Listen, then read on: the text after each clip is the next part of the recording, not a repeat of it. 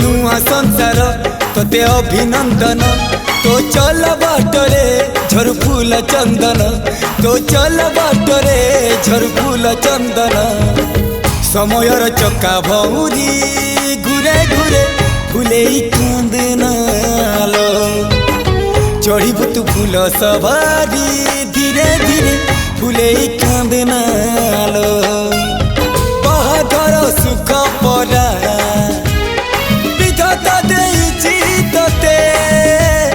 विरह वेदना सबू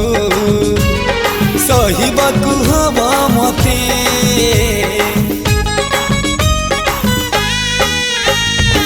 सिंथी तो रहेला सिंदूरी